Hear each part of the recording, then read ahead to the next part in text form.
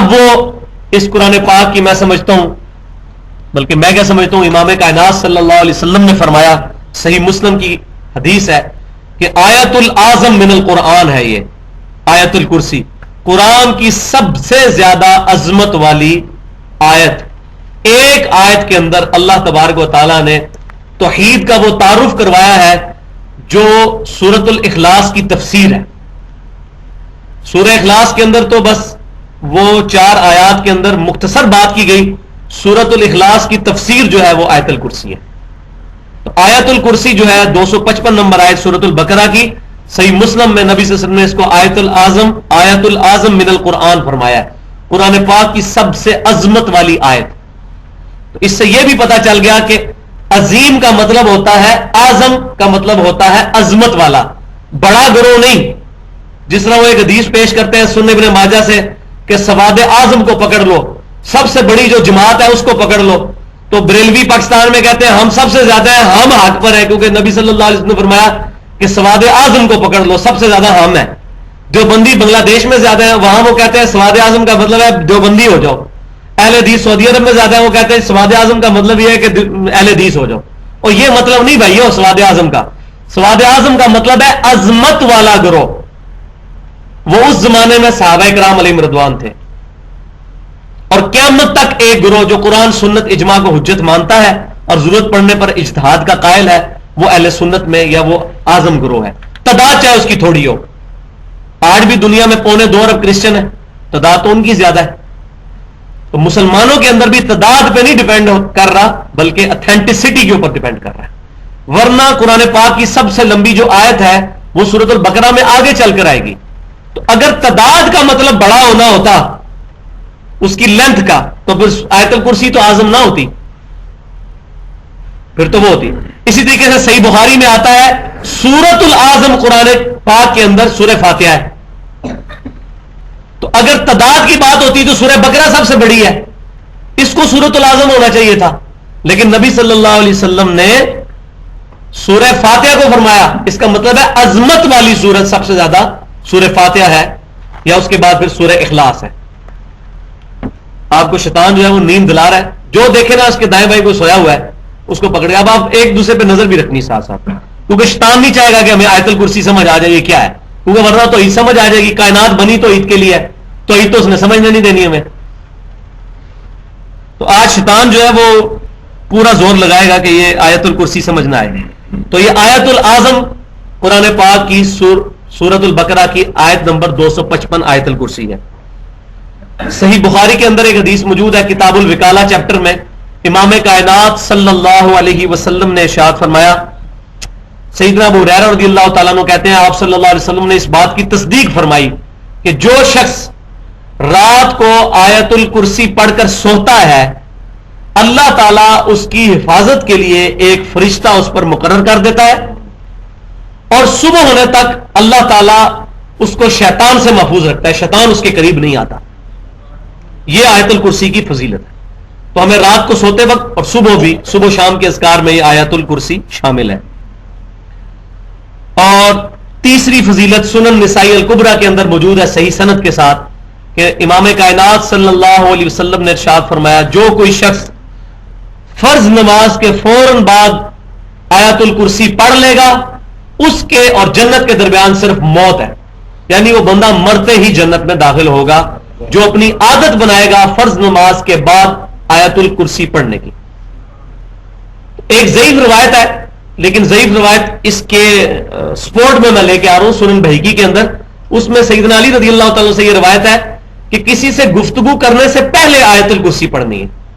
تو کوشش کریں کہ کسی سے بات کیے بغیر فرض نماز کے فوراً بعد اللہ اکبر استغفر اللہ استغفر اللہ استغفر اللہ اللہم انت السلام منک السلام تبارک یا ذا الجلال والاکرام پڑھ کے فوراً آیت الکرسی پڑھ لیں بغیر کسی سے گفتگو کیے، یہ اس کا پروٹوکول بھی ہو جائے گا۔ تو یہ تو اس کی فضیلت اس اعتبار سے۔ اب اللہ کا نام لے کر اس کو شروع کرتے ہیں۔ اللہ لا الہ الا ہو الحی القیوم، اللہ ہی ہے کہ اس کے علاوہ کوئی الہ نہیں ہے مگر وہی اللہ، الحی القیوم، وہ خود سے زندہ ہے اور ہر چیز کو قائم رکھنا ہے اسی کی طرف سے. ہر چیز اسی کی وجہ سے قائم ہے. جو ہمیں جتنی کائنات کے اندر چیزیں نظر آ رہی ہیں ان کا جو وجود اپنا ہے وہ اسی ایک ڈیوائن سورس کا مرہون منت ہے. اسی ایک اللہ کی وجہ سے یہ تمام چیزیں قائم ہیں. اگر اللہ تبارک و تعالیٰ کا امر نہ ہو, اللہ تبارک و تعالیٰ کی طرف سے امر کن نہ ہو, یہ تمام چیزیں سٹیبل نہیں رہ سکتی. جیسے سورہ فاطر میں اللہ تبارک و تعالیٰ شاہ فرماتا ہے کہ اللہ ہی نے تھام رکھا ہے زمین و آسمان کو. اگر اللہ تبارک و تعالیٰ نہ ان کو تھامے تو کوئی ایک ایسا نہیں کہ جو ان کو تھام سکے. یہ کائنات جھول جائے اگر اللہ تبارک و تعالیٰ نے نہ تھام رکھا ہو. تو اللہ تبارک و تعالیٰ کی قدرت ہے جس نے تمام چیزوں کو قائم رکھا ہوا ہے. تمام لوگوں کی زندگیاں, چاہے انسان ہوں, جانور ہوں, فرشتے ہوں, انبیاء ہوں, فلکیات کی جتنی چیزیں ہیں, زمین و آسمان, تمام کی زندگی مرہون منت ہے ایک اللہ کے, الحی القیوم. اور یہ اسم اعظم بھی ہے. نبی صلی اللہ علیہ وسلم جو مشکل اور پریشانی میں اللہ کی بارگاہ میں ریکویسٹ کرتے تھے, المستدرک للحاکم کے اندر یہ صحیح سند کے ساتھ موجود ہے, یا حیو یا قیوم برحمتی کا استغیث, اے خود سے زندہ ہر چیز کو تھامنے والے, میں تیری رحمت کے ساتھ تیری مدد کا سوال کرتا ہوں. یہ وہی ہے, یہ اللہ تعالیٰ کا اسم اعظم ہے, الحی, خود سے زندہ. اللہ کے علاوہ کوئی خود سے زندہ نہیں ہے, باقی سب کی زندگی اللہ کی وجہ سے ہے, جب چاہے گا لے لے گا.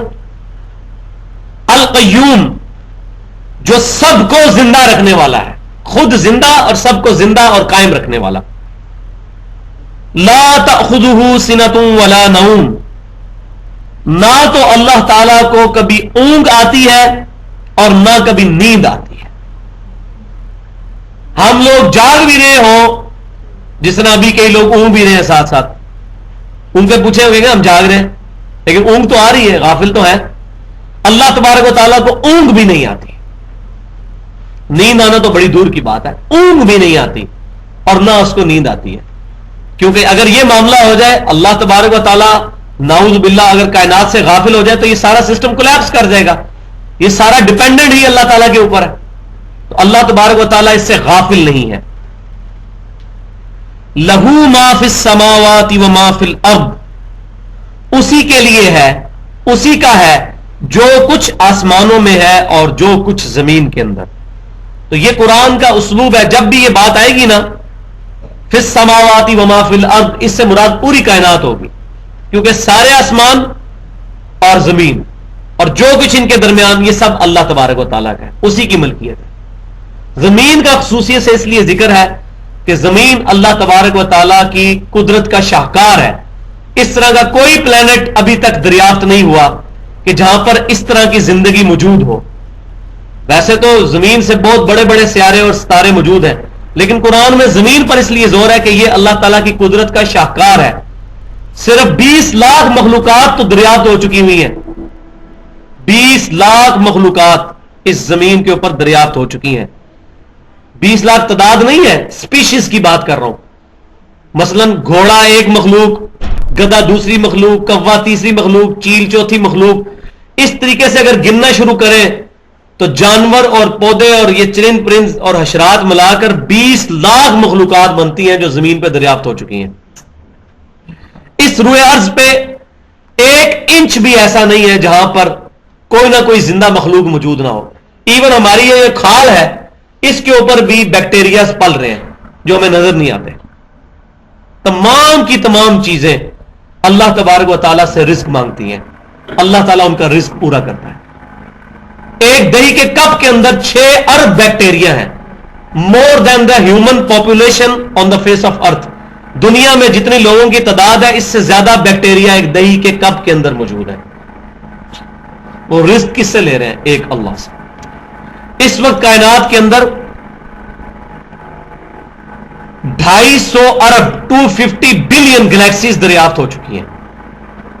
ایک گلیکسی کے اندر 300 ارب سورج ہوتے ہیں, جن میں سے ایک سورج یہ ہے. یہ ہمارا جو سورج نظر آتا ہے زمین سے 13 لاکھ گنا بڑا ہے. ہر سیکنڈ میں 50 کروڑ اٹامک بم کے برابر انرجی اس میں سے ہیٹ نکل رہی ہے. یہ ایک سورج ہے. اس طرح کے 300 ارب سورج ہماری گلیکسی میں اور موجود ہیں. یہ ایک گلیکسی بنے گی ملکی وے، اور پھر اس گلیکسی کی طرح کی 250 ارب گلیکسیز اور موجود ہیں. یہ نیشنل جغرافی اور ڈسکوری چینل جو امریکہ کے، ان کے فگرز میں آپ کو بتا رہا ہوں. یہ تمام کی تمام کائنات جس کے ستارے اور جس کے اجسام فلکی گننا ناممکن ہے، یہ تمام کی تمام چیزیں اللہ تبارک و تعالی کی ملکیت ہے اور اللہ ہی کی وجہ سے قائم ہے. لہو ما فی السماوات و ما فی الارض، اللہ ہی کا ہے جو کچھ بھی آسمانوں اور زمین کے اندر ہے. من ذا الذی یشفع عندہ الا باذنہ، کس کی مجال ہے جو اللہ کے حضور کسی کی شفاعت کر سکے مگر اس کے اذن سے. دنیا میں سفارش کی جاتی ہے، مثال کے طور پہ کوئی جج کو جا کے یہ کہہ سکتا ہے کہ جج صاحب آپ کو نہیں پتا یہ بڑا شریف آدمی ہے، میں اس کو جانتا ہوں، یہ آپ کے سامنے جو فائل پیش کی گئی ہے یہ جھوٹے گواہ پیش کیے گئے ہیں، اصل میں تو یہ بندہ بالکل ٹھیک ہے. اب یہ اللہ کو تو کوئی نہیں کہہ سکتا جا کے کہ یہ اللہ جی آپ کو نہیں پتا، میں جانتا ہوں اس کو، میں اس کی سفارش کر رہا ہوں. یہ سفارش کا مطلب یہ ہے، یہ اللہ تعالیٰ اس چیز کی نفی کر رہا ہے. کس کی جرت ہے؟ من ذا الذی یشفع عندہ، یہ جو اتنا جو اللہ تبارک و تعالیٰ کی طرف سے شہانہ خطاب ہے، کس کی جرت ہو جو میری بارگاہ میں شفاعت کرے؟ مجھے کون بتائے کہ فلاں بندہ اس طرح نہیں اس طرح ہے، اس کے ساتھ زیادتی ہوئی ہے، فرشتوں نے اس کی غلط چیزیں لکھ لی ہیں. کون ہے جو مجھے یہ بات بتائے؟ الا باذنی، ہاں میرے اذن سے کوئی بات کرے، میں جس کو اجازت دوں کہ فلاں کی شفاعت کرے وہ علیحدہ معاملہ ہے، ورنہ مجھے فیکٹ آف فائلز کون بتا سکتا ہے؟ یہ سارے فیکٹس، کسی کی بھی فائل جو کھلے گی اس کی جرم کی داستان وہ تو میں جانتا ہوں. الا باذنی، یہ واحد مقام ہے جہاں سورۃ البقرہ میں اللہ تعالیٰ نے پہلے تو ڈینائی کیا کہ کوئی شفاعت نہیں کر سکتا، لیکن ساتھ فرمایا الا باذنہ، مگر اس کے اذن کے ساتھ. اب اذن کس کو دیا ہے اللہ تبارک و تعالیٰ نے؟ شفاعت کا. ایک اذن تو وہ ہے جو شفاعت کبریٰ ہے، جو امام کائنات سید الاولین والآخرین شفیع المذنبین رحمت للعالمین سیدنا و مولانا محمد رسول اللہ صلی اللہ علیہ وآلہ وسلم کو اللہ تبارک و تعالیٰ نے مقام محمود پر فائز فرمایا ہے. صحیح بخاری اور صحیح مسلم کی متفق علیہ حدیث ہے. حدیث کیا ہے؟ حدیثیں ہیں، درجنوں حدیثیں ہیں بخاری اور مسلم کی، اور باقی کتابوں میں بھی سینکڑوں کی تعداد میں. یہ تو حدیث متواترہ ہیں شفاعت کے بارے میں جو عقیدہ. لہذا پوری دنیا کے مسلمان، چاہے اہل سنت کہلوانے والے ہوں، بریلوی، دیوبندی، اہل حدیث یا اہل تشیع ہوں، کسی کا شفاعت کے معاملے میں کوئی اختلاف نہیں ہے. سب مانتے ہیں کہ نبی صلی اللہ علیہ وسلم کو اللہ تعالیٰ شفاعت کا اذن عطا فرمائے گا، کسی کا کوئی اختلاف نہیں ہے. بخاری اور مسلم کی متفق علیہ حدیث ہے، امام کائنات صلی اللہ علیہ وسلم فرماتے ہیں میں تمام اولین اور آخرین کا سردار ہوں. یہ اس لیے اس کے بعد آپ صلی اللہ علیہ وسلم کی حدیث شفاعت شروع ہو جاتی ہے کہ قیامت والے دن سب کے سب لوگ جب پریشانی کے عالم میں ہوں گے تو اکٹھے ہو کر سیدنا آدم علیہ السلام کے پاس جائیں گے، ان سے ریکویسٹ کریں گے کہ آپ ہماری شفاعت کریں. لیکن آدم علیہ السلام کہیں گے کہ آج تو مجھے اپنی جان کی فکر ہے، تم نوح علیہ السلام کے پاس جاؤ. لوگ نوح علیہ السلام کے پاس جائیں گے تو نوح علیہ السلام کہیں گے آج تو مجھے اپنی جان کی فکر ہے. تم ابراہیم علیہ السلام کے پاس جاؤ، لوگ ابراہیم علیہ السلام کے پاس جائیں گے، وہ کہیں گے آج مجھے اپنی جان کی فکر ہے.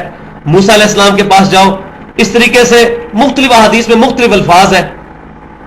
مختصر یہ کہ اینڈ پہ لوگ حضرت عیسیٰ علیہ السلام تک پہنچیں گے تو عیسیٰ بن مریم علیہ السلام کہیں گے کہ آج کے دن میں اس شخص کو جانتا ہوں کہ جس کے ہاتھ پر شفاعت کا دروازہ کھلے گا، تم محمد رسول اللہ صلی اللہ علیہ وسلم کے پاس چلے جاؤ، وہ شفاعت کریں گے. آپ صلی اللہ علیہ وسلم فرماتے ہیں پھر لوگ میرے پاس آئیں گے تو میں کہوں گا کہ ہاں میں شفاعت کروں گا. آپ صلی اللہ علیہ وسلم کہتے ہیں میں اللہ تعالیٰ کی بارگاہ میں سجدہ ریز ہوں گا اور جب تک اللہ چاہے گا میں سجدے میں ہی رہوں گا. پھر اللہ تبارک و تعالیٰ مجھے فرمائے گا اے محمد صلی اللہ علیہ وسلم اپنا مبارک سر اٹھائیے، آپ شفاعت کریں، آپ کی شفاعت قبول کی جائے گی، آپ بات کریں، آپ کی بات سنی جائے گی. تو آپ صلی اللہ علیہ وسلم فرماتے ہیں پھر اللہ تعالیٰ میرے لیے تعداد مخصوص کر دے گا کہ آپ اتنے امتیوں کو دوزخ سے نکال کر جنت میں لے جائیں، ان کی شفاعت فرمائیں. تو میں پھر ان کی شفاعت کروں گا، پھر واپس آؤں گا، پھر میں نبی سے اللہ تعالیٰ کی بارگاہ میں سجدہ کروں گا. پھر اللہ تبارک و تعالیٰ مجھے فرمائے گا اپنا سر اٹھائیے. پھر اللہ تعالیٰ مجھے کلمات سکھائے گا جن سے میں اللہ تعالیٰ کی توحید بیان کروں گا، اللہ کی تعریف بیان کروں گا. پھر اللہ تعالیٰ میرے لیے ایک تعداد مخصوص کرے گا. اس طرح 3 دفعہ ہوگا. اور پھر تیسری دفعہ اللہ تبارک و تعالیٰ سے میں ریکویسٹ کروں گا کہ جس نے ایک دفعہ بھی اخلاص کے ساتھ کہا ہے لا الہ الا اللہ محمد رسول اللہ صلی اللہ علیہ وسلم، اس کو بھی میں دوزخ سے نکال لوں تو وہ شفاعت قبول کی جائے گی. آپ صلی اللہ علیہ وسلم پھر آخری دفعہ جب جائیں گے دوزخ کی طرف تو تمام اپنے امتیوں کو نکال لیں گے، مگر وہ لوگ کہ جن کے بارے میں پھر فرشتے کہیں گے کہ یا رسول اللہ صلی اللہ علیہ وسلم آپ کے سارے امتی اب دوزخ سے نکل چکے ہیں سوائے ان امتیوں کے کہ جن کو قرآن نے جنت میں جانے سے روک لیا ہے، اور وہ کبھی بھی اب جنت میں نہیں جائیں گے. قرآن نے کن لوگوں کو روک لیا ہے؟ وہ جو اللہ تعالیٰ کا کیٹاگوریکل فیصلہ ہے سورۃ المائدہ کی آیت نمبر 72 میں انہ من یشرک باللہ فقد حرم اللہ علیہ الجنہ ومأواہ النار وما للظالمین من انصار، کہ بے شک جو کوئی اللہ کے ساتھ شرک کرے گا اللہ تعالیٰ نے اس پہ دوزخ حرام کر دی ہے، جنت حرام کر دی ہے، اس کا ٹھکانہ دوزخ ہے اور وہاں اس کا کوئی بھی مددگار نہیں ہوگا والعیاذ باللہ. پھر 2 دفعہ اللہ تعالیٰ نے سورۃ النساء میں آیت نمبر 48 اور 116 میں ارشاد فرمایا ان اللہ لا یغفر ان یشرک بہ، اللہ تعالیٰ اس گناہ کو کبھی معاف نہیں کرے گا کہ کوئی شخص اللہ کے ساتھ شرک کرے. ویغفر ما دون ذلک لمن یشاء، اس کے علاوہ جس کا گناہ چاہے گا معاف کر دے گا. ومن یشرک باللہ فقد ضل ضلالا بعیدا، اور جو کوئی بھی اللہ کے ساتھ شرک کرے گا وہ گمراہی میں دور جا پڑا. تو شرک کرنے والے کی مغفرت نہیں ہوگی، شرک کرنے والے کی شفاعت بھی نہیں ہوگی. نبی صلی اللہ علیہ وسلم جب یہ سنیں گے کہ قرآن نے روک رکھا ہے تو آپ صلی اللہ علیہ وسلم اس کی شفاعت نہیں کریں گے، اگرچہ وہ آپ صلی اللہ علیہ وسلم کے امتی ہوں گے لیکن ان کی شفاعت نہیں ہوگی. صحیح مسلم میں حدیث ہے جس مسلمان کے جنازے میں 40 ایسے مسلمان شریک ہوں جو شرک نہ کرتے ہوں اللہ تعالیٰ ان کی شفاعت اس کے حق میں قبول کر لے گا. تو اس کا مطلب ہے جنازہ پڑھنے والا بھی مشرک ہو سکتا ہے. تو یہ جو ایک جھوٹی بات پبلک میں چل رہی ہے کہ جی شرک ختم ہو چکا ہے اب کوئی بھی شرک نہیں کرے گا قیامت تک، شرک صرف ایک گروہ سے ختم ہوا ہے، وہ صحابہ کرام علیہ رضوان تھے اور ان کے مجلس پر قیامت تک ایک گروہ، باقی 73 میں سے تو 72 فرقوں نے دوزخ میں جانا ہے، تو شرک میں تو مبتلا ہوں گے.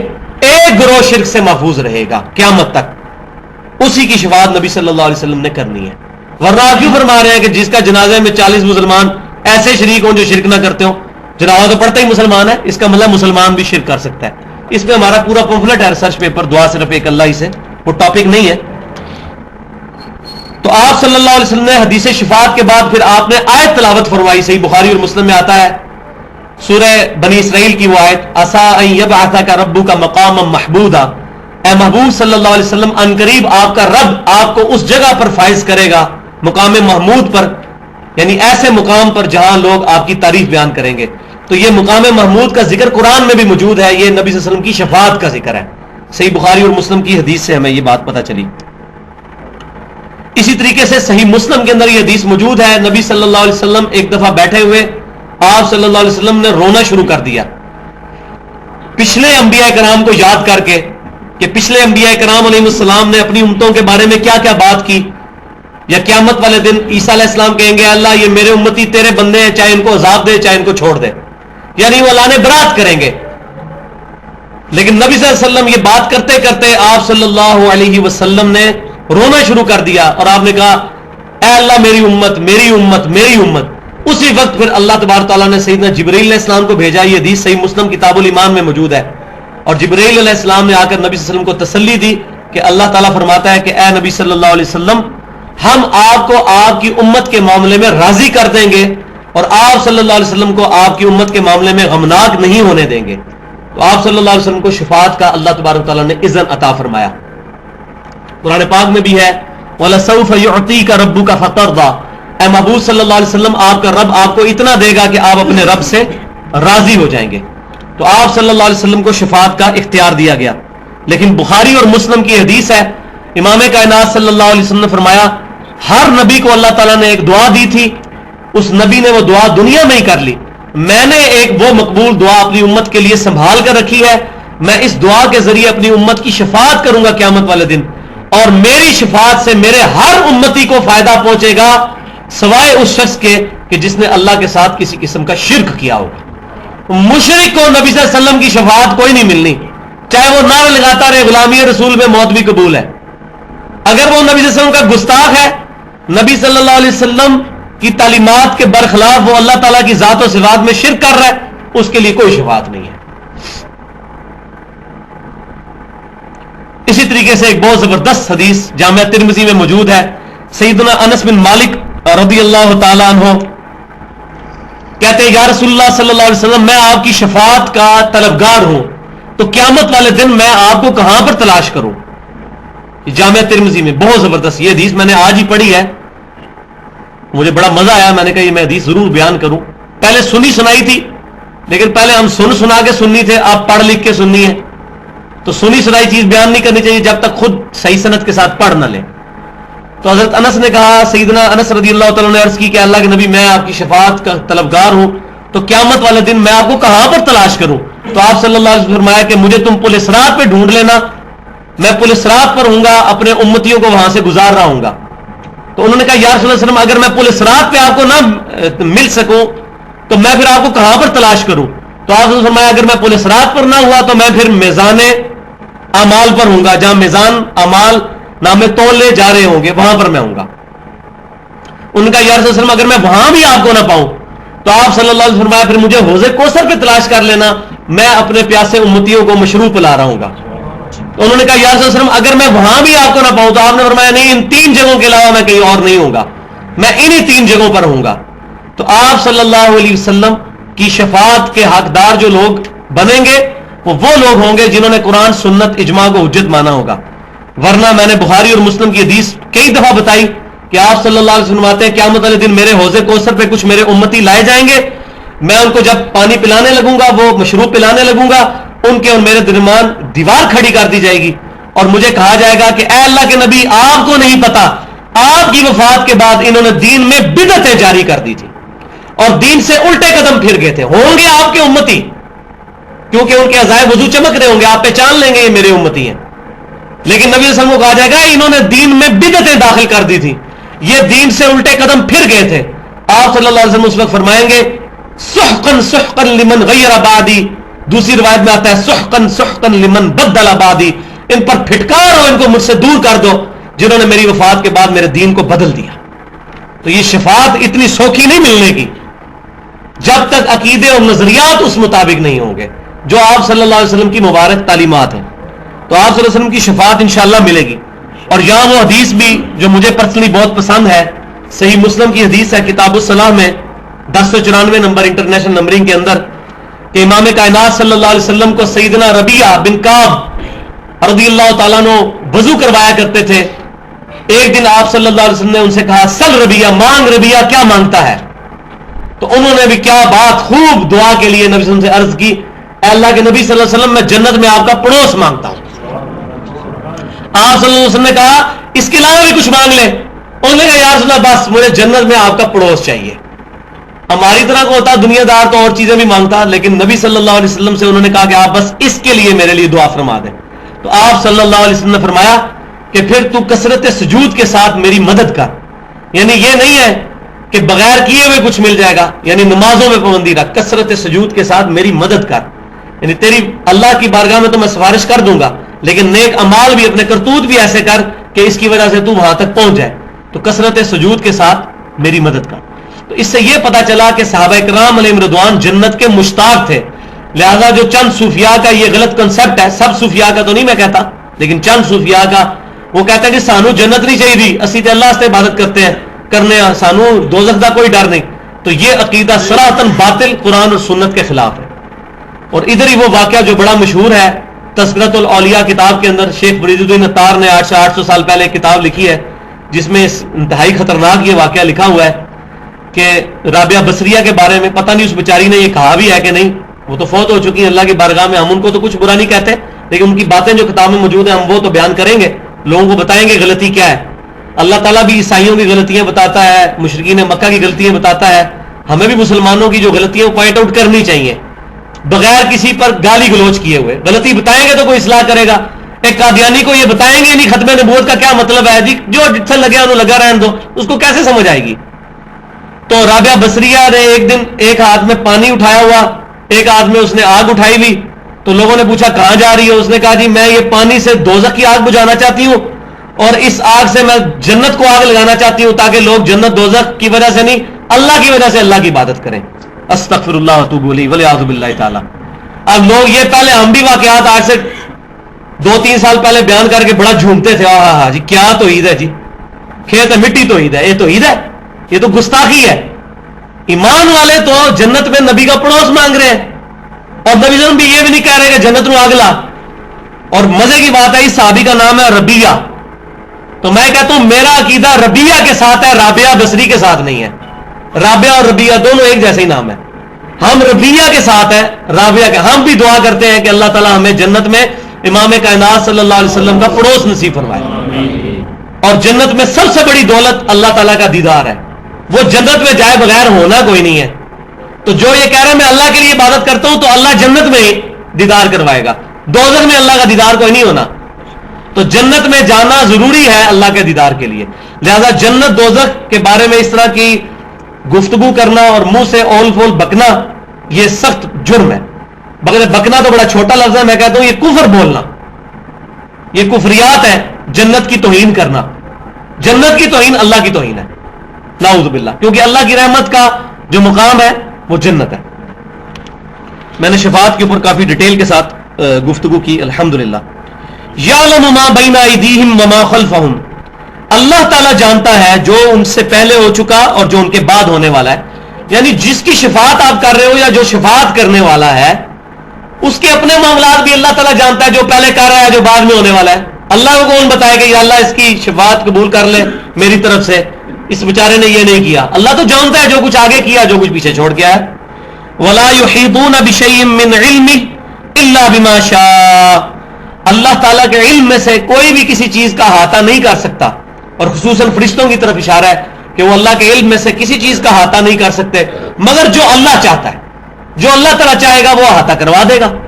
جیسا کہ اللہ تبارک و تعالیٰ نے حضرت آدم علیہ السلام کو چیزوں کے نام سکھا دیے, فرشتوں کو نہیں سکھائے. آدم علیہ السلام نے بتا دیے, فرشتے نہیں بتا سکے.